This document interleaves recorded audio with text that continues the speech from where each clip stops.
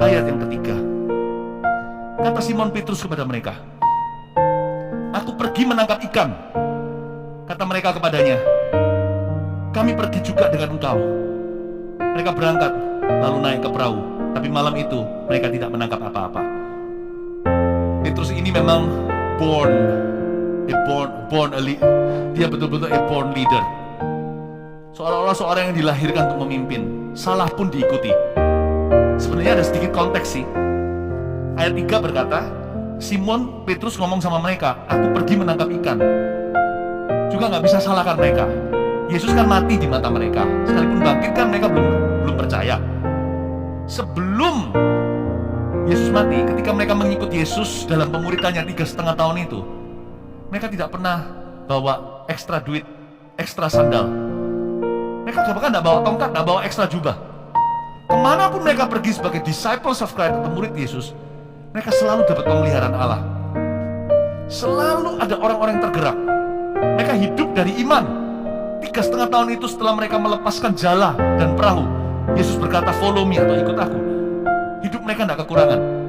Bahkan mereka lihat dengan mata kepala sendiri, Yesus mau makan aja loh. Beritahu nanti di mana tempatnya. Nanti akan lihat orang masuk ke sana, membawa tempayan air, naik ke situ tinggal ngomong doang, ngomong saja. Guru membutuhkan tempat ini, tempat itu sudah disediakan untuk makan malam. Mereka lihat kuasa Yehova Jireh. Mereka lihat pemeliharaan Allah, provision, the year of provision, tahun penyediaan. Di 3,5 tahun mereka ikut Yesus itu, tiba-tiba Yesus mati, buyar semua mimpi. Mereka rasa karena Yesus mati, bubarlah perjanjian ini, matilah pengharapan, berhentilah penyediaan, no more provision. Makanya dia berkata, "Ya sudahlah, kita harus menangkap ikan, kembali ke profesi lama. Kalau nggak gitu kita nggak makan. Tuhan sudah tiada." Listen ya, mereka lupa karakter Tuhan Yesus. Mereka lupa bahwa Yesus itu Tuhan. Dahulu, sekarang, selamanya. Dia nggak berubah. Dia bukan hanya guru sementara yang kita wisuda lalu bye-bye, nggak ketemu lagi. Whatever God says in your life, it stays forever. Sekalipun keadaan seolah-olah menunjukkan everything is dead. Seperti Jumat Agung suasana di hidupmu sekarang, rasanya kelam, rasanya jam 3 petang itu ketika Yesus menghembuskan nafas terakhir itu, ada gempa bumi, ada gelap gulita. Kayak gitu kondisi kehidupanmu. Jangan lupa, apa yang Tuhan janji di hidupmu tetap berlaku. Jangan sampai Anda percaya, kita percaya pada keadaan. Percayalah kepada janji Tuhan. Andai kata mereka percaya aja, mereka nggak perlu kembali menangkap ikan. Sekalipun Yesus nampaknya mati di mata mereka, harusnya mereka percaya semua yang Yesus ajarkan. Harusnya by now sekarang mereka tahu bahwa Bapa itu ada. Yesus berkata, "Bapa di dalam aku di dalam Bapa." Andai kata sungguhan lah secara fakta mereka percaya bahwa Yesus itu telah meninggal dunia, tidak kembali lagi. Paling tidak pengajaran Yesus 3,5 tahun tidak boleh sia-sia toh. Mereka harus bisa percaya kepada Bapa. Kan Bapa gak mati. Kalau keadaan menghimpitmu untuk ragu, naik banding, karakter Tuhan tidak berubah. Jangan melakukan apa yang terpaksa. Tetap setialah kepada janjinya. Yesus kan ngomong gini sebelum mati. Salah satu pengajarannya tentang doa. Loh, mintalah, sampai sekarang kok kamu belum minta apa-apa supaya sukacitamu penuh. Aku tidak berkata bahwa kamu minta dalam namaku saja. Mintalah kepada Bapa. Mintalah langsung kepadanya. Yesus ngajar gitu kan. Pertama dia ajarkan agar mereka berdoa dalam namanya. Lalu dia berkata, "Tapi karena sekarang kamu telah mengenal Bapa, aku telah memperkenalkan dia kepadamu. Bapa dan aku satu." Mintalah kepada Bapa. Aku tidak berkata aku memintakannya untukmu. Kamu sendiri harus minta. Andai sungguhan Yesus mati tidak kembali, harusnya mereka tetap trust in God the Father, that Jesus has taught them so well. Harusnya mereka tetap percaya kepada Allah Bapa di sorga yang Yesus sudah begitu banyak impartasi dan ajarkan. Jangan sampai jadi orang itu cetek iman, dangkal pandangan. Ketika keadaan menghimpitmu, kau lupa segala sesuatu. Remember, there is God upstairs. Apa yang selama ini diajarkan di gereja, di AOG, dalam pemuritan Army of God di sini. Apa yang kakak-kakak iman, apa yang bapak-bapak imanmu telah impartasikan, jangan lupakan begitu aja menguap. Naik banding kepada karakter Tuhan. Jangan kompromi panggilan hanya karena desakan keadaan. Harusnya mereka harus percaya kan, kalau perjanjian Bapak itu tetap berlaku atas hidup mereka. Bapak memelihara. Ku tahu Bapak peliharaku, Dia baik, Dia baik. Ku tahu Bapak pelihara. Tapi Petrus berkata, aku pergi menangkap ikan. Saya bisa ngerti sih, kepepet di ceritanya. Lihat ya, gara-gara Tuhan tidak suruh kan, mereka semalam-malaman gak dapat ikan. Orang-orang muda harus belajar satu hal, jadikan ini prinsip hidupmu mulai hari ini. Kalau Tuhan gak suruh, jangan melakukan. Saya gak ajar kita untuk ngeroh apa-apa harus tunggu Tuhan, tunggu suara dari surga, tunggu tanda. Kalau gitu SIM-mu percuma, surat izin mengemudi itu. Kalau kita berada di depan stopan lampu merah, lampunya udah hijau, kita nggak maju, dibel oleh sekeliling, apalagi yang di belakang mobil marah-marah. Lalu setelah itu polisi datang, kenapa Anda blok jalan? Dia bilang, saya menunggu tanda dari Menteri Perhubungan. Hijau ya jalan. Buatlah keputusan, buatlah perencanaan, serahkan pada Tuhan. Faktor X dari atas memang. Manusia harus memikirkan jalannya. Tuhan yang menentukan langkahnya. Tugasmu mikirkan, rencanakan. Tuhan yang tentukan. Tuhan tidak pernah ingin menentukan hidup seseorang yang kosongan. Tuhan mau membuat mujizat, sekalipun Tuhan bisa mengadakan dari yang tidak ada menjadi ada. Tapi Tuhan mau kerjasama. Roma 8 berkata, Tuhan bekerja sama dalam segala perkara, baik yang baik maupun yang buruk, untuk mendatangkan kebaikan bagi orang-orang yang mengasihi Dia. Dan untuk bekerja sama, Tuhan tidak mau berkati kosongan. Tuhan mau berkati 5 roti 2 ikan. Anda yang siapkan lunch, Tuhan yang multiplikasikan ribuan. Jangan malas, jangan beralasan. Jangan tunggu tanda dari Menteri Perhubungan. Kenali kehendak Tuhan, apa yang tertulis sudah jelas. Yang tidak tertulis nanti dituntun satu persatu. Tapi jangan melakukan kalau Tuhan tidak suruh. Saya suka kata melakukan. Kalau dalam bahasa Surabayanya atau bahasa Jawanya nih, ada kata melaku dalam melakukan. Agak maksa sih. Kalau bahasa Jawanya melaku itu kan jalan. Kalau Tuhan gak suruh, gua gak jalan. Percuma gak dapat ikan soalnya. Semua bertanya, kenapa semalam-malam gak dapat ikan? Tuhan gak suruh kok. Coba Tuhan suruh, ketemu. Yang mustahil pun ketemuan. Petrus masa lupa? Harusnya dia ingat dalam memorinya. Tuhan suruh dia pergi ke Danau Galilea, lemparkan senar pancingan kailnya akan kena pada ikan pertama, dan ikan itu ada koin di dalam mulutnya. Dia nggak pergi 2 kali, dia nggak coba-coba. Tidak ada trial dan error dalam perintah Tuhan. Ambil koin itu, bayar pajak untuk dia dan gurunya. Kali ini karena Tuhan tidak suruh, dia pakai usaha manusia dan kekuatan sendiri dan pengalamannya sebagai nelayan seumur hidupnya. Percuma. Jangankan ikan, plankton aja, cacing aja gak gigit kailnya. When God doesn't say so, don't do so. The smartest thing to do is not to do anything. Kalau kita dicari gara-gara sama orang, Tuhan gak suruh kita balas, jangan balas. Lebih baik saya diam bengong daripada saya membalas. Lebih baik saya bengong dalam perintah Tuhan, nggak tahu mau apa. Lebih baik kalau saya nggak tahu mau apa, lebih baik saya nggak ngapa-ngapa. Zero is better than minus. Saya nggak mau mengurangi diriku dari rencana Allah. Lebih baik saya nggak berbuat apa-apa, diam dan ketahuilah bahwa aku adalah Tuhan. Be still and know that I am God. Sebuah prinsip rohani harus dipegang oleh orang-orang muda dalam memilih segala sesuatu dalam hidupmu, dalam menentukan jalur dan mengambil keputusan. Remember this principle. Ayat 3 sekali lagi saya baca. Kata Simon Petrus kepada mereka, aku pergi menangkap ikan. Ini kan keluar dari rencana pribadinya. Petrus Yesus tidak berkata, bukan kehendakku tapi kehendakmu yang jadi. Kali ini, kejadian, dia mengusahakan kehendaknya. Lihat kalau Tuhan tidak sertai, nil hasilnya. Aku pergi menangkap ikan, kata mereka kepadanya. Kami pergi juga dengan engkau. Mau didukung sekampungan juga percuma. Semua pulang, nol besar. Kalau Petrus sendiri, nol kecil. Bedanya apa nol besar dan nol kecil? Sama nolnya. Jikalau bukan Tuhan yang membangun rumah, sia-sialah. Bedanya apa sia-sia sendirian sama sia-sia bersama? Sama-sama sia-sianya. Sia-sia pakai huruf besar S-nya dengan huruf kecil. Sami mawon, sama saja.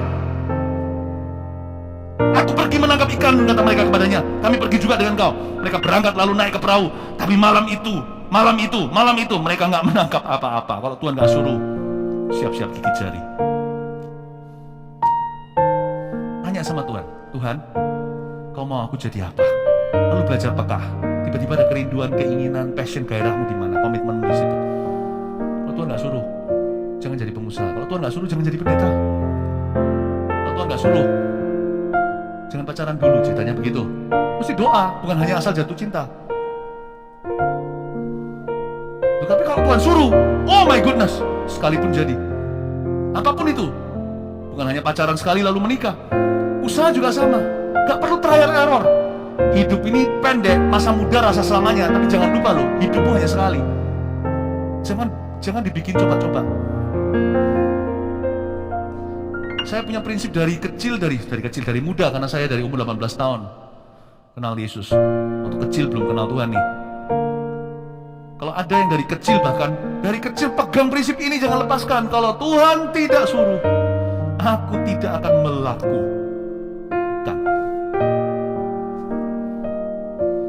Amin. Always tell yourself, not my will, but let His will be done. Belajar surrender from youth. Dari masa muda, belajar berserah. Berserah itu bukan begini loh, terserah. Berserah itu bukan terserah. Berserah itu berencana, tapi berkata, let your will be done. If it is not your will, I'm not going there. If it is not your will, I'm not going to do that. Saya belajar dari sejak saya belasan tahun mengikuti kehendak Allah. Tuhan bilang sama saya ke Ungaran. Tawaran saya waktu itu pelayanannya ke Eropa, pekerjaan maksudnya. Tapi Tuhan bilang sama saya pulang ke Indonesia. Meskipun waktu samar-samar saya ragu apa Tuhan atau tidak, saya ngomong sama Tuhan, kalau sampai saya salah mendengar, buatlah kesalahanku sebuah keindahan. Karena tidak ada tertulis di Alkitab Philip ke Eropa atau ke Jawa Tengah atau ke Indonesia. Nggak ada. Jadi saya harus ambil resiko. Tuhan, aku sudah berusaha mendengarkan dan mengenali dan cari tahu kehendak Tuhan. Kalau sampai aku salah, jadikan kesalahanku sesuatu yang indah. Karena kesalahanku tidak sengaja. Tuhan ngerti saya berusaha untuk berencana. Saya ngambil keputusan, to Indonesia I will go. Saya pulang ke Indo. You must decide for yourself, dan every decision before you make it, setiap keputusan sebelum dibuat, berlututlah dulu di kamarmu pribadi dan berkata, Lord, reveal your will. Nyatakan kehendakmu. Tapi kalau mau pilih kaos kaki hari ini mau warna ungu atau warna biru, nggak usah berlutut dulu, tanya kehendak Tuhan, pilih sendiri. Bukan berarti ada keputusan besar, keputusan kecil, keputusan penting atau tidak, bukan. Jangan manja, tapi juga jangan gegabah. Setiap keputusan apalagi keputusan yang bisa mengubah jalur hidupmu, berdampak ke orang lain, nggak ada salahnya. Dan tidak melukai siapa-siapa, Anda tanya sekali lagi sama Tuhan. Amin. Kalau dapat tanda ya sudah, ya puji Tuhan. Kalau enggak, belajar membuat keputusan yang responsibly atau bertanggung jawab. Itu caranya. Tapi malam itu dia tidak dapat apa-apa karena Tuhan tidak suruh. Tapi plot twistnya di sini, Tuhan itu ngalah. Katakan Tuhan itu apa? Tuhan itu selalu ngalah sama kita. Ngomong sama kanan kiri, Tuhan itu selalu ngalah loh sama kamu. Tuhan itu ngalah. Nah, Tuhan kasih dia pelajaran berharga bukan dengan pukul-pukuli atau marah-marahi. Tuhan kasih pelajaran berharga lewat sebuah mujizatnya. God is so good ya. Tuhan tidak nunggu kita tuh naik level dulu. Tuhan jemput kita di level rendah. Tuhan tuh bicara bahasa bayi, seperti bahasamu dan bahasaku. Ya, Tuhan itu rela turun level, bahkan turun ke bumi loh. Turun ke bawah bumi ceritanya itu di Palungan. apalagi sekarang. Tuhan tetap mau turun level untuk kita. Jadi Tuhan kasih murid-muridnya sebuah pelajaran berharga. Dan dari sini kita bisa tangkap prinsip rohani yang kita bisa terapkan dalam kehidupan kita.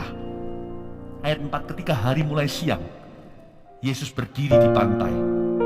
Akan tetapi murid-murid tidak tahu bahwa itu adalah Yesus. Kata Yesus kepada mereka, "Hai anak-anak, adakah kamu mempunyai lauk pauk?" Jawab mereka, "Tidak ada." Maka kata Yesus kepada mereka, "Tebarkanlah jalamu di sebelah kanan perahu, maka kamu akan peroleh." Lalu mereka menebarkannya, dan mereka tidak dapat menariknya lagi karena banyaknya ikan. Tuhan kasih pelajaran. Sekalipun mereka pergi melakukan sesuatu yang Tuhan tidak suruh, tapi kan gak dosa untuk menangkap ikan. Kalau mereka berzina, Tuhan tidak akan kasih pelajaran yang sama. Tapi karena mereka jinlau, rajin, diligent, sekalipun di konteks yang tidak tepat, Tuhan mau menghargai usaha mereka. Our God is good. Even when it is outside His will, He still has the best will for His children. At least the best intention. Sekalipun tuh di luar kehendaknya hari itu mereka memancing ikan, tapi Tuhan tetap punya kehendak yang baik untuk mereka. Dia punya maksud itu selalu mulia. Tuhan bilang, "Anak-anak, ada lauk pauk enggak?" Harusnya udah mulai curiga. Itu Tuhan Yesus yang sebut mereka anak-anak. Mana mungkin stranger manggil begitu. Lalu dia berkata, "Tebarkan jalamu di sebelah kanan." Dan Tuhan ngomong itu ketika hari mulai siang. Di ayat 4 dikatakan, waktu Yesus berdiri di pantai, dia tanya itu. Tapi murid-murid masih belum tahu. Jadi mereka itu rajin ya, semalaman, gak sampai subuh, ayam berkokok ceritanya, lalu mereka quit. Ternyata Petrus dan kawan-kawan ini memang jitu personality-nya. Ada kelebihannya kalau orang itu punya kepribadian bagus. Sekalipun ini bukan karakter Kristus, kepribadian bagus itu ada baiknya. Tuhan juga bisa pakai kepribadian kita yang baik. Mereka punya kepribadian personality-nya namanya rajin. Mereka bukan orang yang malas. Mereka semalam-malaman, subuh tetap jalan, siang masih di lautan. Sampai Tuhan teriakin mereka itu belum berhenti. Kalau Tuhan gak muncul hari itu, di jam tersebut, mungkin mereka terus sampai sore hari nanti. Bisa 24 jam mereka itu cari ikan, gak ketemu. Mereka tidak give up atau menyerah. Pelajari dulu sebelum kita belajar tentang karakter. Cari yang lebih rendah dulu. Belajar untuk mengagumi kepribadian yang bagus. Terapkan itu. Karakter Kristus hanya Roh Kudus yang bisa tempa. Hanya Roh Kudus yang bisa menghasilkan buah. Kepribadian itu pilihan. Saya hari ini mau nyontek atau mau jujur di sekolah, itu pilihanku. Itu belum bicara soal karakter. Meskipun itu kejujuran, karakter itu nanti. Kalau kita belajar nggak mau nyontek, kalau kita memilih untuk jujur nggak mau nyontek nih ceritanya, karakter itu nanti ketika kita masuk dalam ujian yang lebih gede, lebih besar, karakter ditempa. Buah Roh Kudus pun bermunculan. Whatever is in your right, apa yang berada di dalam wewenangmu, di dalam kuasa dan jangkauanmu, pilih dulu yang bagus, jangan yang buruk.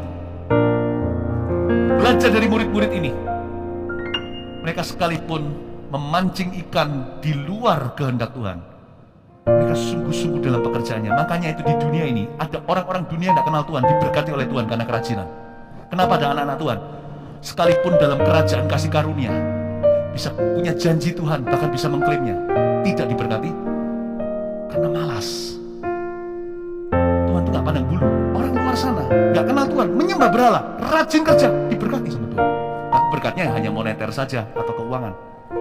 Buat apa memperoleh seluruh dunia kalau kehilangan nyawa? Kalau mereka mati ya tetap masuk neraka. Tapi celakanya di dalam kerajaan kasih karunia, di gereja semua orang nyanyi tentang janji Tuhan, tapi semuanya malas-malasan. Les juga nggak benar, belajar bahasa ya salah-salan. Jangan kan belajar bahasa atau belajar ulangan, belajar firman aja lo nggak sungguh-sungguh, kalah sama ahli Farisi. Orang-orang Taurat itu bisa hafal firman, padahal mereka itu nggak diselamatkan. Mereka itu mengkritik firman, bahkan mereka itu menentang Yesus, tapi mereka lebih hafal. Ternyata Tuhan tidak anti rajin. Tuhan tahu barang bagus, Tuhan juga tahu barang jelek. Dan hari itu Tuhan bilang sama dia, Tuhan upgrade nih, jadikan karakter, tebarkan di sebelah kanan. Emangnya kanan sama kiri ada bedanya apa sih? Emangnya kanan itu keramat? Saya beritahu ya, murid Yesus ada 7. Kemungkinan besar 7-7-nya semuanya nggak ada yang kidal. Suruh lempar di sebelah kanan. Ini aja pakai logika. Kalau kita tarik tambang, kalau kita punya kanan yang di depan, berarti kita punya pangkal kekuatan untuk menarik oponen atau lawan adalah tangan kiri kita. Orang kidal biasanya kalau tarik tambang begini, tapi orang yang berkekuatan tangan kanan biasanya begitu. Kalau yang di belakang sendiri, ya pastikan tangan kanannya yang menjadi pusat kekuatan, dilempar ke tangan ke sebelah kanan perahu, berarti mereka semua terpaksa kidal. Tuhan bilang jangan menggantungkan diri pada kekuatan dan kerajinan. Berkatmu 153 ikan akan datang dari anugerahku. Semuanya akhirnya kidal rame-rame. 153 ikan besar-besar nyangkut di jala mereka. Itu bisa terangkat aja perahu ndak tenggelam, jalan nggak koyak. Itu semua adalah kasih karunia, bukan karena kerajinan mereka. Apalagi kekuatan mereka. 153 ikan itu kalau wicked tuna, seperti di film-film, bukan di film, di program TV yang ada itu, ya, perlombaan memancing antara perahu, kan itu jadi reality TV. Itu gede-gede, itu isinya berapa kilo, kuintal bahkan. Itu ikannya puluhan kilo satu, kalian sendiri tolong dikali 153. Dan mereka tangkap itu dengan kidal tangannya. Tuhan beritahu sama mereka, personalitimu bagus, but I'm gonna teach you divine character. This is divine character. Faith, I can move the mountains. Iman, inilah karakter ilahi. Kau akan memindahkan gunung dan menjala ikan. Tapi satu hal lagi, Tuhan memuji kerajinan mereka. Hari mulai siang. Hari mulai siang dan Yesus muncul di tepi pantai, suruh mereka tebar sebelah kanan. Saya punya renungan begini. Ini terakhir aja, lalu kita selesai ibadah. Saya cut short. Ayat-ayat yang lainnya lain kali saya bahas. Saya ingin Anda untuk fokus ke sini. Saya rasa ini yang Roh Kudus mau di ibadah ini. Semalam-malaman mereka nggak nangkap ikan, siang harinya mereka nangkap 153. Jangan pernah berkata malamnya sia-sia. Kalau tidak ada malamnya kerajinan itu, mungkin Tuhan tidak akan tergerak. Gara-gara malam itu ada 153. So if you want to count their success, count from their beginning from their fruitless, fishless night. Kalau kita mau menghitung suksesnya murid-murid 7 ini, hitunglah dari malam tak berbuah itu, malam tak berikan apa-apa, atau malam yang tidak berhasil sama sekali. Jangan terlalu dini berkata, hidupku tidak berhasil, aku tidak berubah, aku tidak bisa apa-apa. Jangan tergesa-gesa. Itu bagian dari suksesmu. Justru gara-gara malam semalam-malaman mereka itu bekerja, mata Tuhan melihat kemana-mana menjelajah dunia. Yesus kan sudah dalam tubuh kemuliaan. Belum lagi dia anak Allah, dia tahu segala sesuatu. Yesus tahu mereka semalam-malaman berusaha. Makanya Yesus, mungkinkah Tuhan Yesus diam-diam dalam hati berkata, nanti siang I will reward them. Aku akan memberi mereka upah kerajinan. Disiapkan 153 ikan dengan catnya Tuhan, ada labelnya di sana 153 dalam bahasa Ibrani itu. Terdengar seperti kalimat I am God. Seperti bahasa Chinese ya. Orang yang suka Fajai, orang Chinese suka sekali angka 8, padahal 8 itu dalam bahasa Chinese pa, bukan fa. Pa, bukan fa, tapi mirip kan. Orang Chinese juga suka 3, san. Karena kemenangan itu sen, dasen. Orang Chinese gak suka 4, se. Tapi mati itu se. Lain loh ya, se itu 4, se itu mati. Nah 153 dalam bahasa Ibraninya itu mirip dengan ini. I am who I am. I am God. Tuhan bilang aku akan memberi mereka upah nanti siang. Mereka semalam-malaman cari ikan gak dapat. Kasihan, dikasih 153 ikan. kuno Tuhan itu memberikan dengan kedaulatan. Tapi ada satu hukum yang juga benar, yang harus kita hargai, bahwa Allah cinta kerajinan kita. Sekalipun Tuhan itu memberi berdasar kedaulatan, seringkali berkat yang terbaik Tuhan berikan kepada orang yang berbuat paling banyak. Aneh ya, kenapa Maria yang dipuja saja? Maria itu luar biasa, saya kagum sekali, luar biasa. Saya kagum sama orang ini. Tapi Marta sama luar biasanya. Gak ada Marta gak beres tuh kerja. Listen very carefully. Ya. Tuhan itu sekalipun memberi dengan kedaulatan, tapi seringkali Tuhan memberikan berkat terbesar kepada orang yang berbuat paling banyak. Dengan prinsip yang sama di masa pandemi, gereja kita rajin syuting online, perbaiki sistem, meeting, doa banyak, puasa, sampaikan firman, persiapan, ibadah onsite jadi jalan online tetap juga kita seriusi, sehingga 200% komitmen kita. Kalau ada yang bertanya kenapa gereja kita bertumbuh selama pandemi, kasih karunia Allah, tapi juga karena Allah memberikan berkatnya terbesar kepada gereja yang melakukan paling banyak selama pandemi. So jangan iri dengan saudaramu kalau dia diberi sukses sama Yesus, karena dia sungguh-sungguh mempersiapkan diri, mempersiapkan hati. Dia belajar sungguhan, meskipun ujungnya setelah kita sukses gak boleh kita berkata karena aku belajar. Murid-murid ini loh, terakhir Tuhan ajari karakter, tebarkan di sebelah kanan.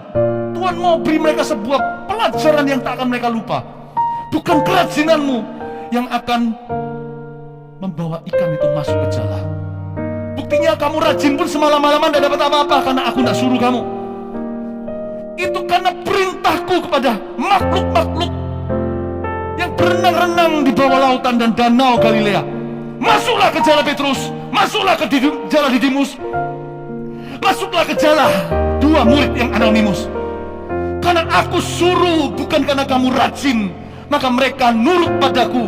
Bukan karena terharu dengan kerajinanmu, mereka berlomba-lomba 153 ikan. Senggol-senggolan siapa dulu untuk mati bagi Kristus demi jadi bagian daripada story ini. Itu ikan semuanya kan meninggal, dan semuanya akhirnya mati, ditarik ke daratan. Mereka berlomba-lomba karena mereka merasa terhormat menjadi bagian dari Injil.